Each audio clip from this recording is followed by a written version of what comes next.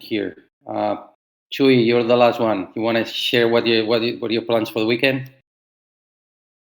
Yes, Santi. For this weekend, I'm finally back in Mexico City because last weekend we went to a wedding.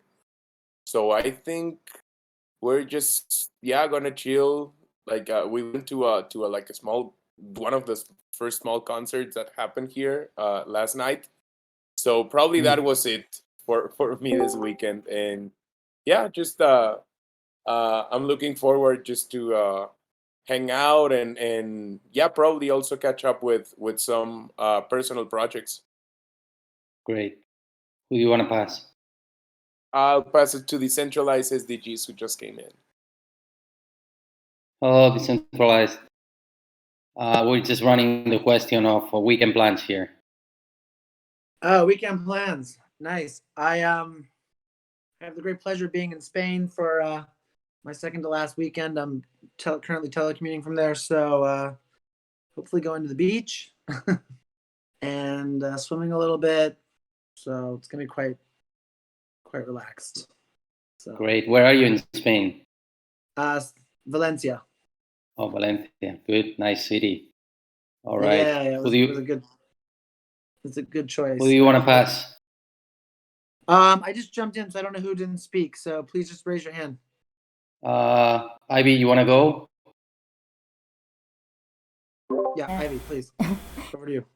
So yeah, plans for the weekend, just chill at the beach and keep reading the book that I bought, and I'm expecting a new book, so I would also start reading that one. So that's it.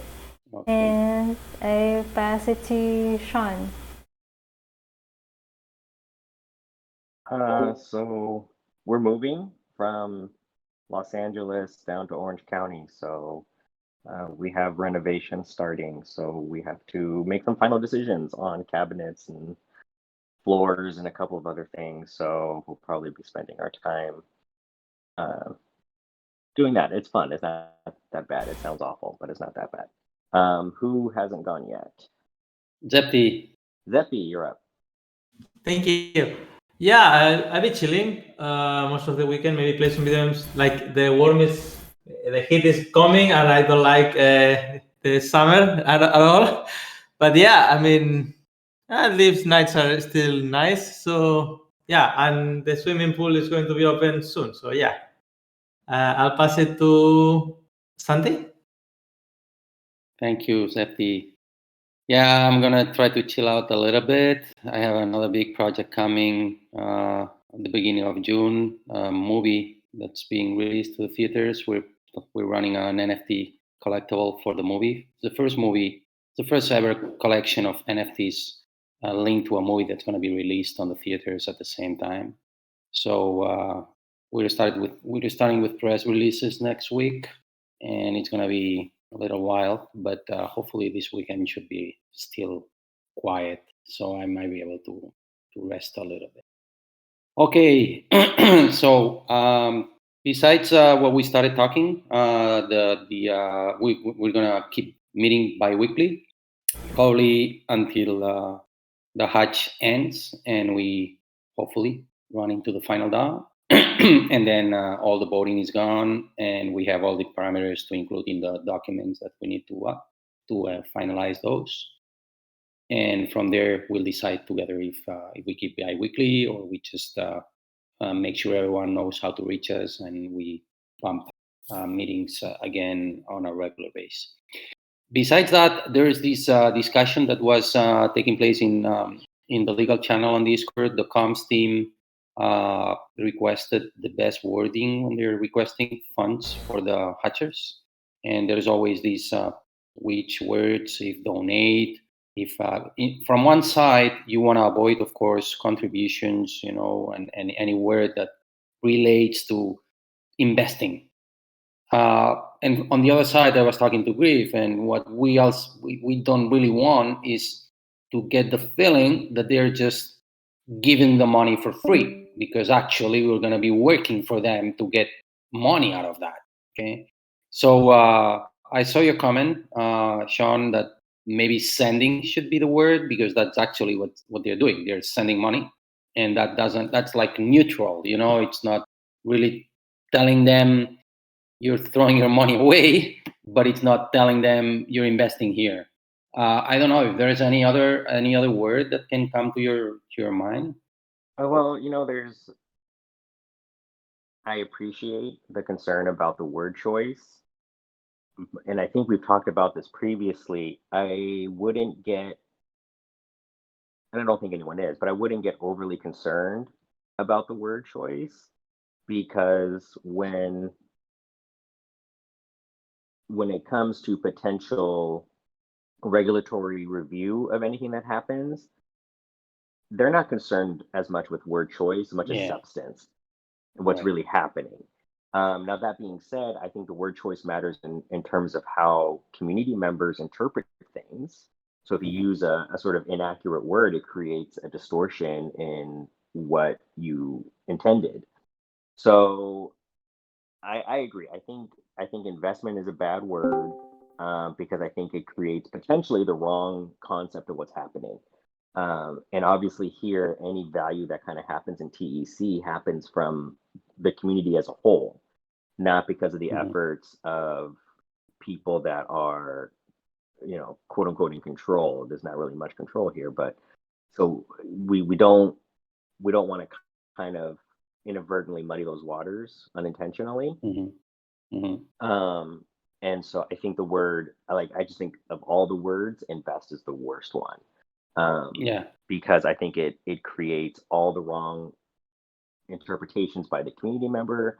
I think it creates potential ideas of things that are happening that are not in fact happening. So I don't like that.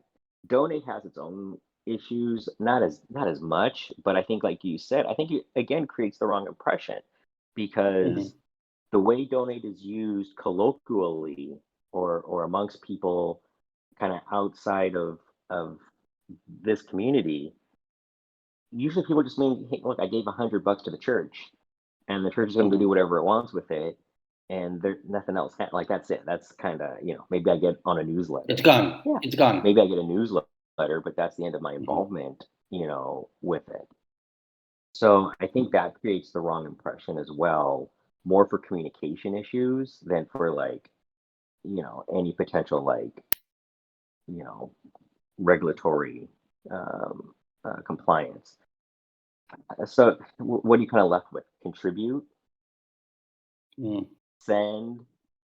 I don't like gift, because I think that is almost as bad as donate, if not worse. I didn't have anything better than send, because that's just a literal definition of it's neutral. Yeah. It's neutral. It's not creating any expectations amongst community people or even reasonable people. So that's just, I just don't have a better word than that. I know it's not ideal. Why not? I just don't have a better word. I'm just curious, why not explain what they're doing? They're actually just buying TEC tokens, correct? Yeah, that's it. Yeah, right? I mean, they're sending one token to get not another entirely, token. but not all the funds, but it is towards it's towards a calculation, a formula that will ultimately you're purchasing something, and isn't that what ultimately, and that purchase is sort of buying a token to a membership. Those tokens represent points in a membership. I would say the C stack tokens are probably closer to that. And I wouldn't even you don't really buy membership so much as kind of seek membership and then pay dues. For the TEC, yeah, I mean, I think it's you send one token and you're getting another token. And so I think that's literally what I think that's literally what's happening. And I think that's more or less how it's described. You're exchanging for tokens. Right. And I think that's more or less how it's defined in the paragraph as a whole. But I think they kind of got focused on when you're sending that wrapped XDAI token, what are you doing? What's the verb for that specific thing? But I think you're right. I think you're right that it's really just an exchange of one token for another. By the way, I think we've talked about this before, Santi, and I know HoneySwap has this. Cannot. I really don't think it's a good idea for TEC to ever have a exchange on made available. I just think that's a really bad idea. I think it opens up a whole new category of regulatory problems. Well, we are not. We may not have an exchange, but I'm sure an exchange is going to That's a appear different. somewhere. No, that's a different situation. If someone else takes coins and creates liquidity, you can't really stop that. That's what just happened. That's Bitcoin 2 days ago. I mean, we're going to see it pop up everywhere now. But HoneySwap has their own exchange, and I love OneHive, but I there's already enough regulatory uncertainty with DAOs doing tokens. I wouldn't open up the sort of floodgates and say now we're going to do an exchange too, because there's a whole host of regulations about that. And so, well, actually, there's going to be the bonding curve. Yes, but fair enough. We're going to have a concern about what exactly the bonding curve does. You're right. I'm imagining that an exchange where you could do more than just deal with the TEC token. Where like you could come in and maybe not even deal with the TEC token. You may come in with XDAI and go get honey. Just like HoneySwap or any other exchange, yes. right? Yes, and I understand the bonding curve may create very interesting areas of confusion, but I really don't want the exchange. Like, I can't stop. Obviously, you can't stop the community from voting on. Yeah, actually, the bonding curve is a way to exit the organization and a way to enter the organization. It's like an on ramp and an off ramp. More complicated, but it's an on ramp and off ramp. Yeah. Anyway, sorry, I got off track there. So yes, I think you're right. I think that's how the paragraph more or less reads, but I think they got wrapped up on that one verb, and what to do with that. I think send's the best. I just don't know. It probably is the best. It's neutral. It's not. And I don't. I think they're trying to catch the attention of the hatchers to make them see that this might be a good investment on top of being a tool to participate in governance of token engineering and choosing the projects and like involved. I said, I just think I wouldn't even use the word exchange. I think that's how I got on the topic of HoneySwap exchange. Like I think that creates something wrong. Like exchange for us, I think we literally understand what we mean, but other people are going to hear exchange and think Uniswap 1inch, kind of a different version of it. So exchange makes a ton of sense, but it creates sort of confusion amongst people who may not get it. So I just don't. I think send is still the right one. Well, let's leave it as send, and if they feel comfortable with that, just leave it like that.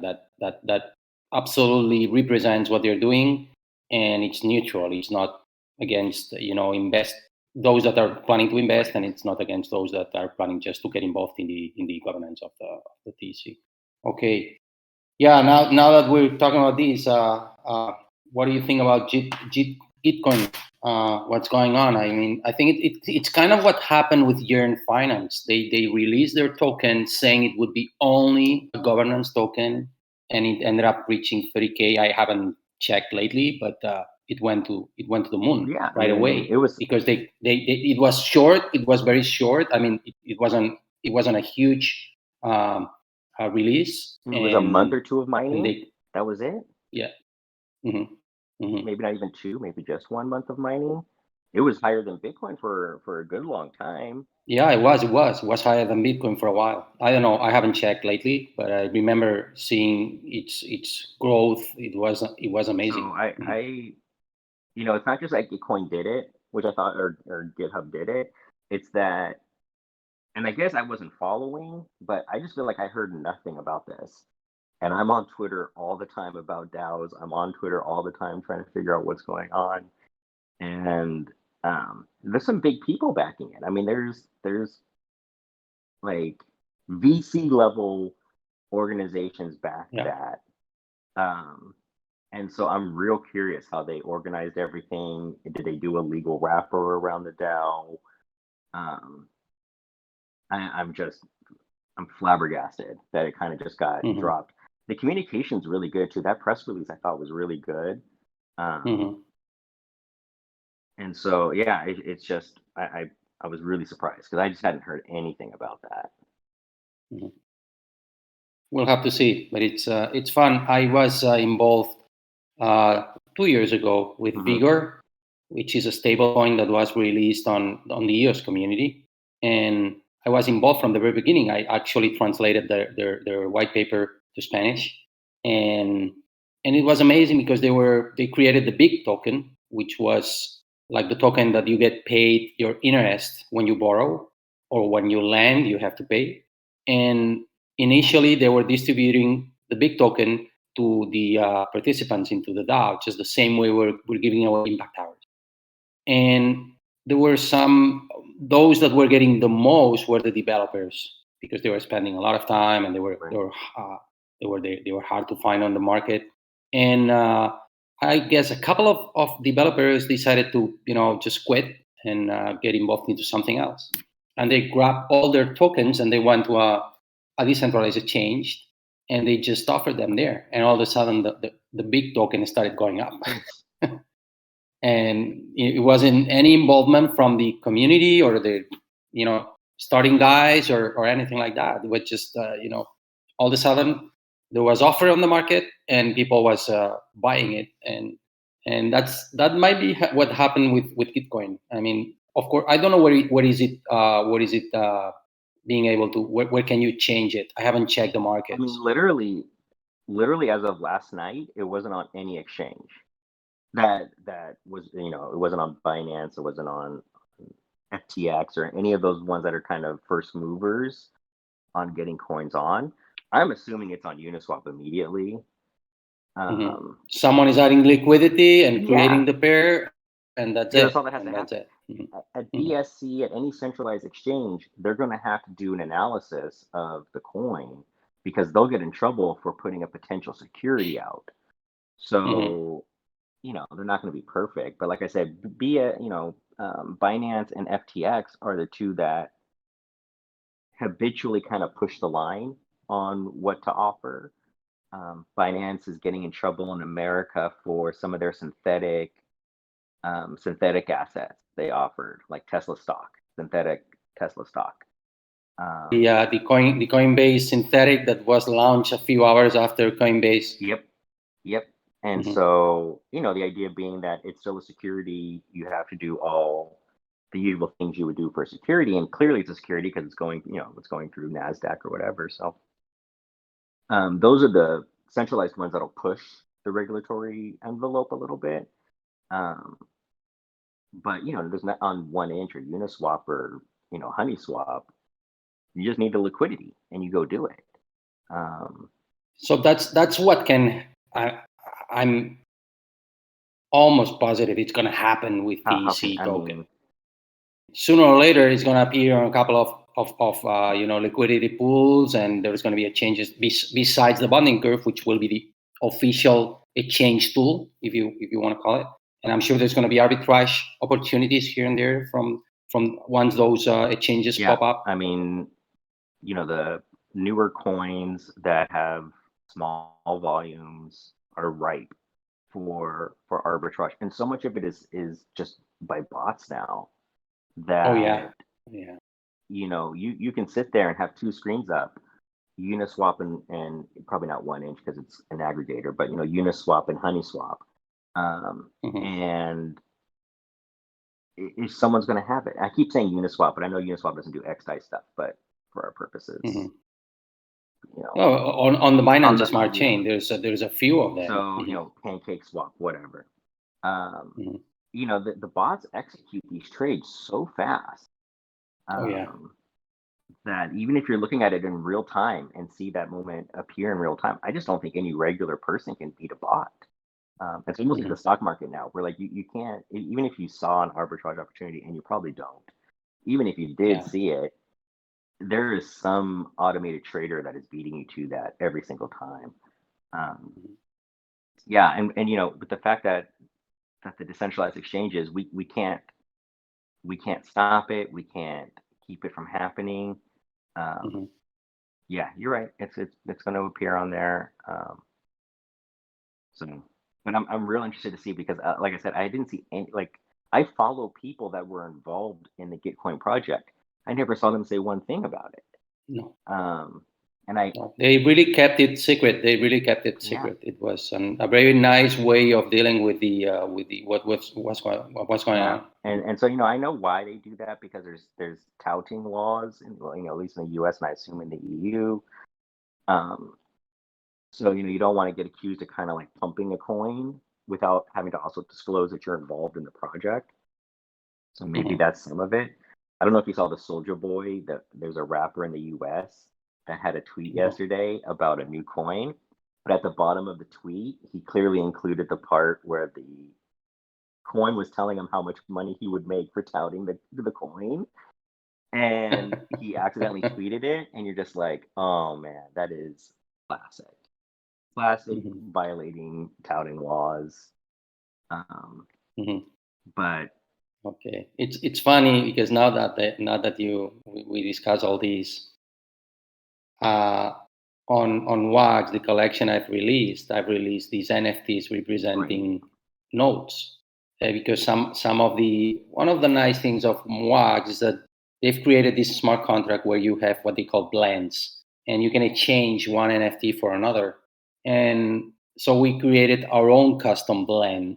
And in order to progress in the collection, when you buy the packs, you get basic cards. And if you want to get, the higher cards, you need to blend your basic cards. And I also request them to give me some amount of Grintos, which is the name of the coin, in these NFTs that represent the nodes. All right. So at certain point, the audience and we ourselves start, mixing concepts like, okay, they're going to give away 50 Grintos, but they are just NFTs. So we introduce what we call the Grindex, which is just a blend. And in case, let's say you need I don't know, 1 Grinto nodes, and you don't have, and you have a 5 Grinto node. Okay, so I introduce this exchange machine, and I tell them, okay, use it at your own risk. The Grintos are doing a bad job, so do whatever you want. So in one exchange, they have to put 5 node Grinto node, and I give them 3 and a T-shirt, things like that. Or they have to put a sticker, and they get a 10 bill Grinto. So, but it's funny because even when we are thinking on the gameplay to play with the audience, sometimes we say no, we have to give away 5 1 if they give us 1 5, but these are all NFTs, they don't have value. Well, you get all mixed. It's like trading baseball cards as a kid. I mean, right. This card unless you give me 3 of those. Right. No one was looking for it, other than they just had this inherent sense of what they thought something was worth doing. Something I have on my notes that I haven't finished yet is I do want to do like a 1-page discussion about using third-party sites, and to the extent I just haven't finished it yet, but I'll get that done. And I was thinking of any other things, and then I have been working with Livy, looking at where we need to fill stuff in. And in the Gitbook? Yeah, in the Gitbook, and then also the TEC forum. Yeah. And so we're making progress there, but some of the stuff, it's kind of params is sort of the key log here, because once the params are done, then we can go forward. Because there's aspects. Everything clears out. One time I think I pointed out that there was honey mentioned as one of the coins, and I think Griff pointed out, well, we're probably not going to have to use honey, but actually, if we end up approving Celeste, we may end up using honey, because that may, we just don't know. Are we going to use a different coin to activate Celeste than Celeste? I don't think so. So until we vote on Celeste, which I know is happening contemporaneous or right after the params vote, I just don't know to take that out or not. So I just have it in my notes. It's like, well, that's something we've got to see if we're going to actually end up using this token or not. So we'll see. All right. Yeah, that's a discussion that we need to close. It's we've started with that. Basically, that came up when Jake decided to quit, and he mentioned that he wanted his memes to not being used for TC, and that can happen again. So it's important to make clear first that you can do whatever you want. Second, we don't have control over these third-party platforms, and there's no way we can just delete those things because they are owned by the platform, not us. And at least give those guidelines. And if anyone thinks that they're not, you can delete your own messages in Discord. So go for it. Go delete your own messages. Yeah, go do it. Yeah, just go do it. Right, go do it. Okay, I don't think there's anything else left here. I don't know if any of you guys want to bring anything new to the table that we haven't covered. No. All right, then. Yeah, sure, Chuy. Now that you were mentioning the whole thing with NFTs, I just thought of a situation that I'm dealing with, but it's not really related. So, if you guys wanna finish current topics. Well, there's one thing, because now that the NFT thing comes back, there's one thing that came to my mind this past week when we were having the params debate parties. I'm doing different tests on the Wax blockchain. I decided to create a new account to just produce T-shirt NFTs related to crypto things. All right, they can be related to DAOs, they can be related to moments, they can be related. And I thought, okay, let's create one for the TEC params debate parties and give them away for free. All right. So I created this. And when I was doing that, I said to myself, okay, I don't want to put the logos here. I'm just going to put words, TEC. And if it's one hive, I'm going to put one hive, but just words. But then I said to myself, but the logo, if I want to use it, they cannot do anything because there's no entity behind it. Not that I want to get in trouble, but there's nothing they can do.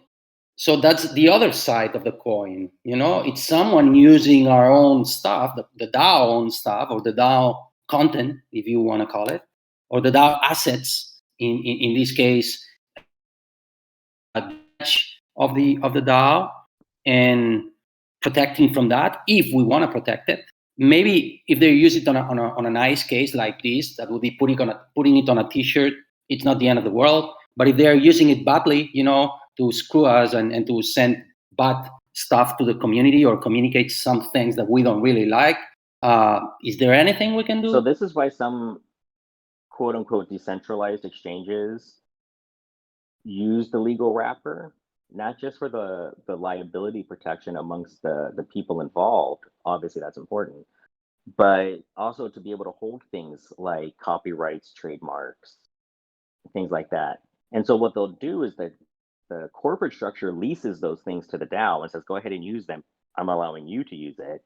But then if someone comes around and copies and pastes the website, and then there's a corporate. Yeah, and so they're able to have recourse. A pure DAO right now, we haven't seen that tested. I'm not aware of anyone, because everyone that has forked a decentralized open source project has changed the project. I'm sure there's other scams I'm not aware of, but you take Uniswap, you just become Sushi Swap. You take Sushi Swap, you become Kimchi Swap. So fine, all of those, they changed, they copied it, but they changed it. You open source your software, so you obviously didn't copyright that. So yeah, it's an issue. At some point, states like Wyoming and those that are starting to give Nebraska, Vermont. I mean, there are places trying new things. they're going to have to find a way, because it's almost counterintuitive for a DAO to say we have ownership of something, or we're, it's hard because the way we describe it right now, it just sounds like it's just code running things, which isn't exactly, it's not accurate. That just isn't what's happening, even though code is a huge part of it. So who in a DAO is going to be allowed to go out and enforce something? There will be similarities in some things where companies like REI, companies like, I don't know if you're familiar with REI, Santi, but it's a kind of like a big camping kind of thing in America. Oh yeah, the camping company, right? So right. They're a co-op. They're not a regular corporation. They're a co-op. It's kind of unusual to see one that big. Dairy Farmers of America are a big co-op. And I think the farmers market, isn't it a co-op? And so Sunkist, that's a soda brand out here. It's a orange. I mean, they make oranges. They grow oranges. They're all co-ops, and co-ops are allowed to own things, but obviously a co-op looks much more like a DAO in terms of members can come and go. It looks a lot like a legal structure, like a corporation, but it's not a corporation. Even when they're selling things, it's not operated. And I think I'm buen provecho, Chuy. I wonder if they have personal liability or not. No. And so the co-op, it's the legal co-op, the one that holds. And so the co-op is able to hold certain assets, and eventually I think a DAO has to be allowed to operate like that. But it's still going to be a question of how to do it, because a co-op still looks like there's a board of directors, there's a president, a treasurer. It has all those corporate structures, even though it's not technically a corporation. A DAO is going to have to figure out a way to do that, a pure DAO, because until then it's just going to be a legal entity related to a DAO. But it's isn't that exactly what they're proposing in Wyoming, that it becomes effectively like it's a legally wrapped LLC?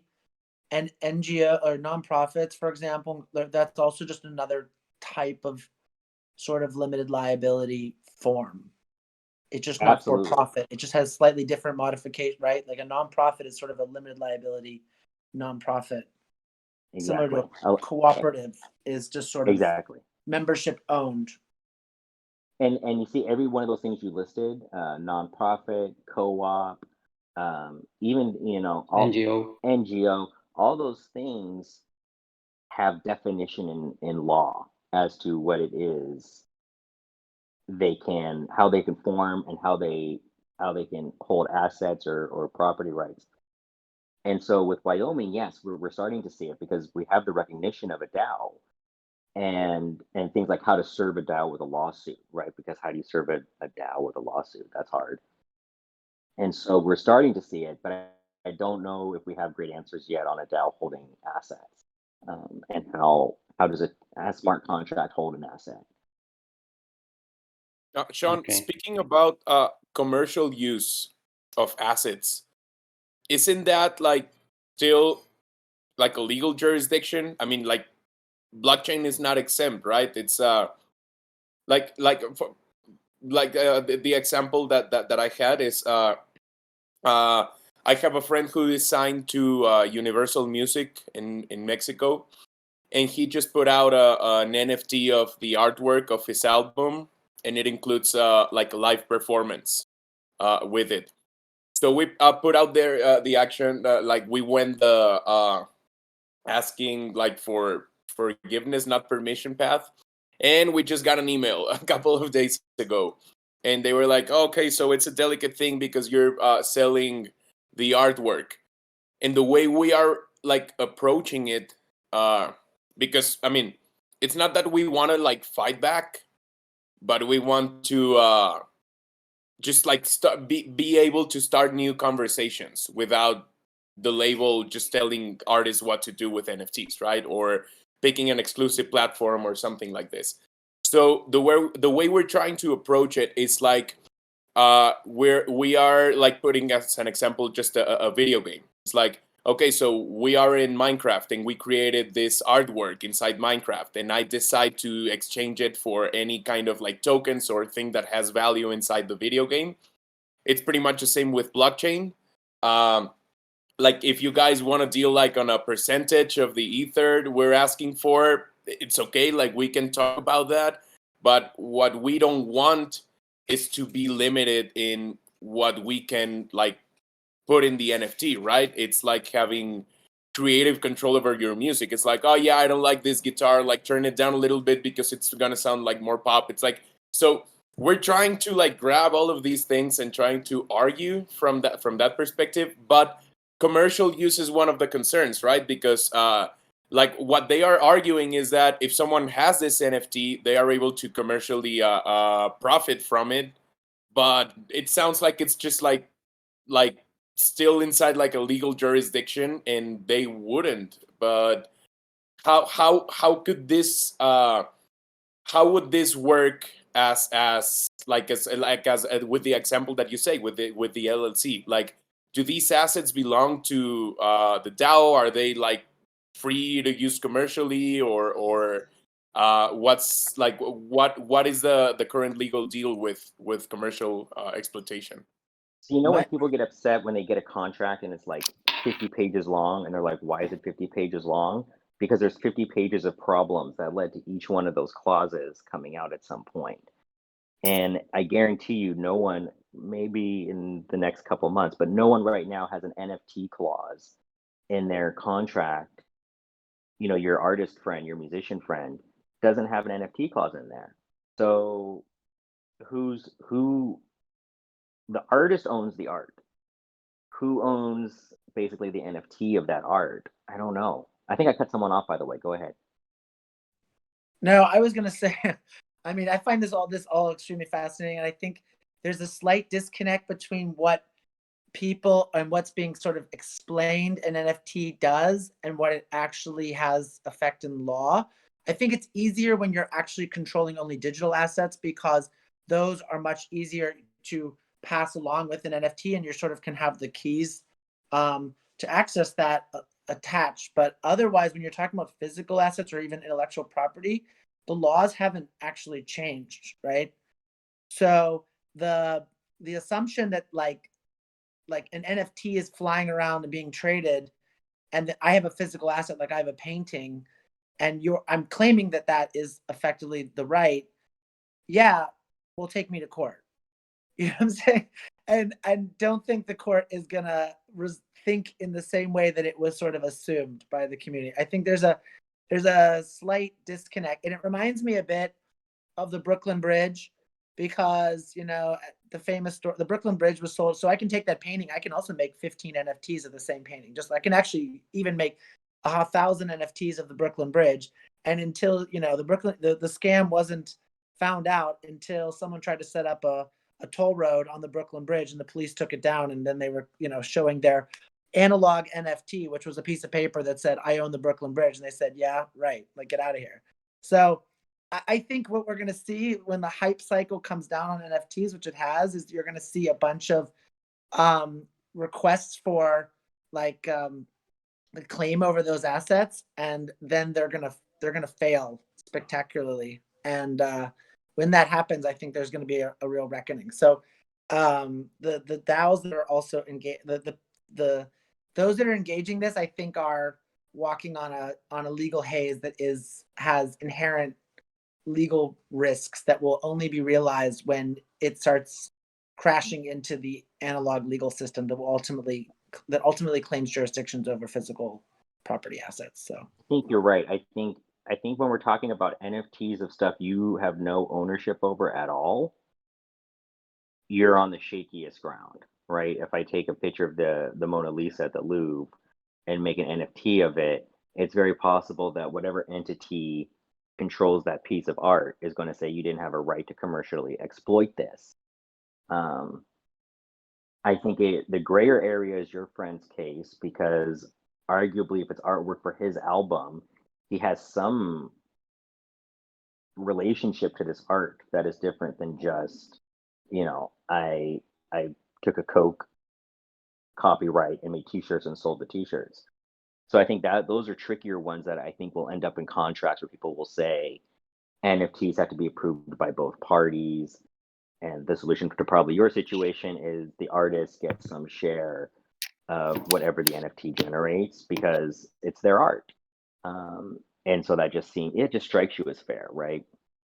And then of course you have the situations where you're digitally showing something that nobody has an ownership over.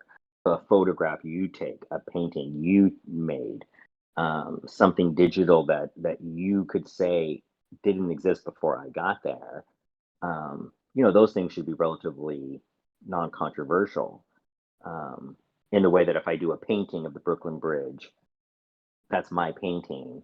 Yes, it's the Brooklyn Bridge, but I transformed that into this art, and that's somewhat different than just trying to sell ownership of it.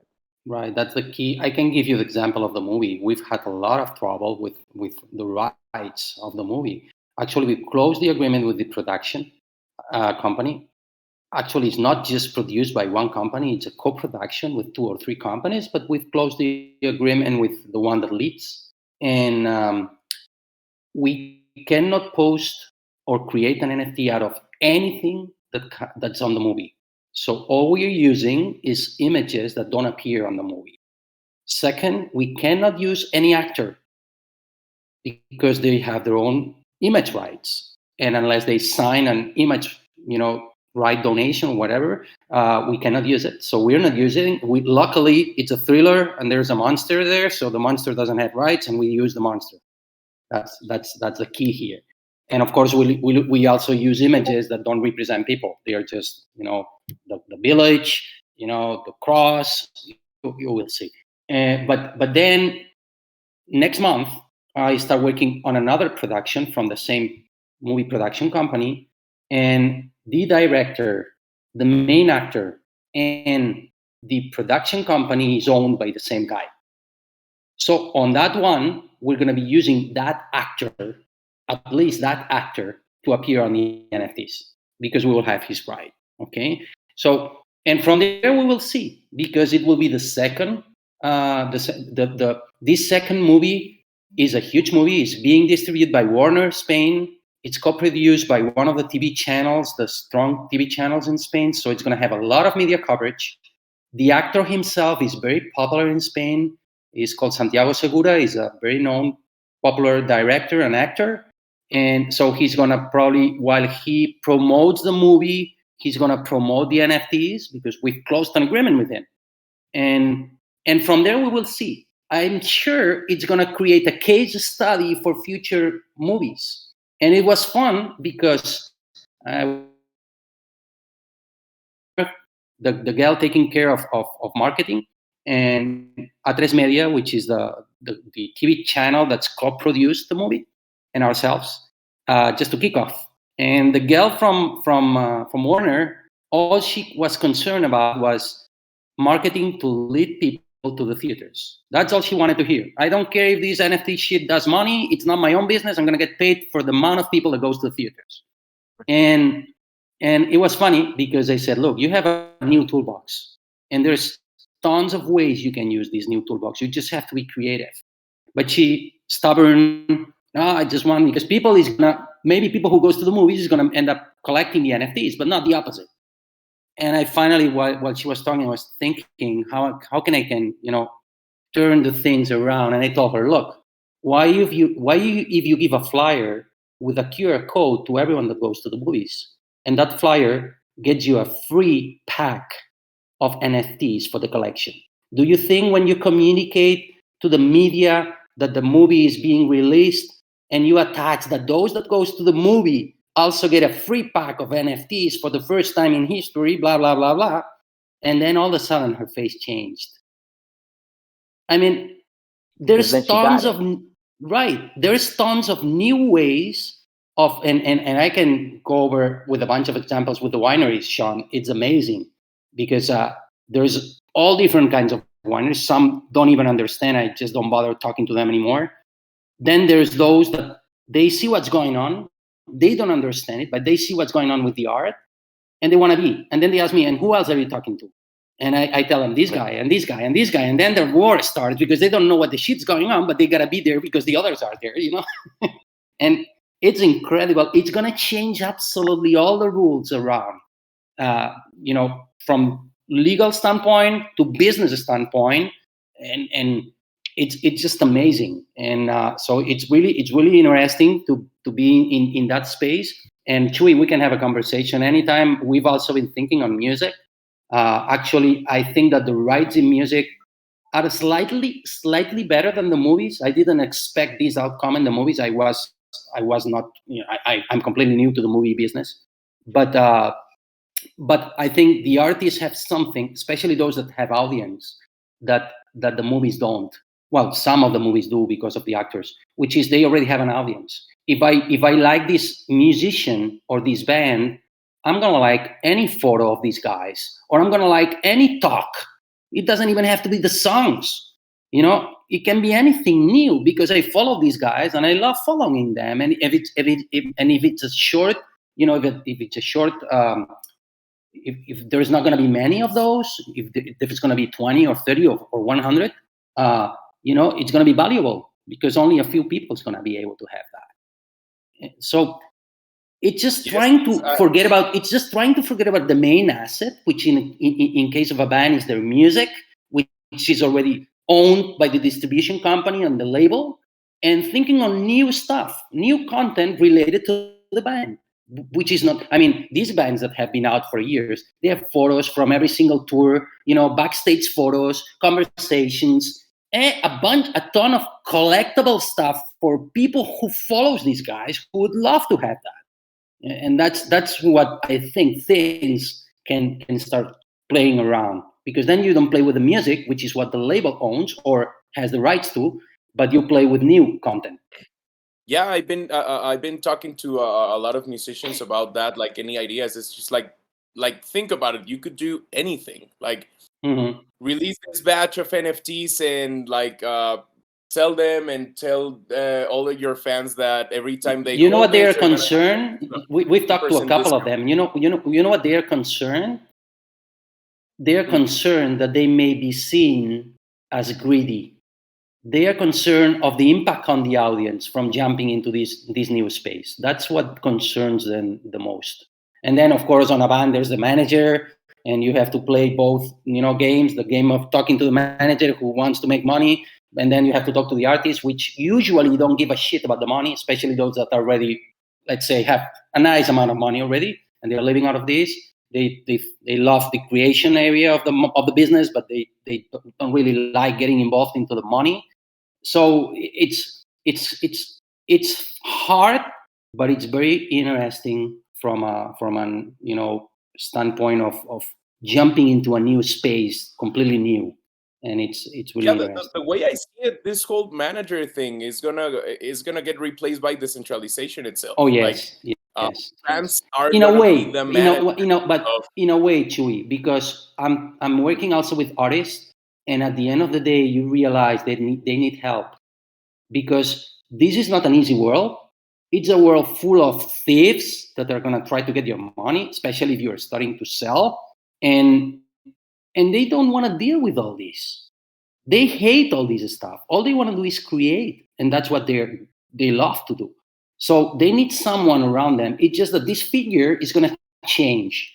It's gonna be someone who deals with new rules, new toys, new elements that were not here before. But the bands or artists that do want to do it themselves are going to be able to. And I think that's the difference. Because in the past, there would have been gatekeepers that say, well, that's not the way it works.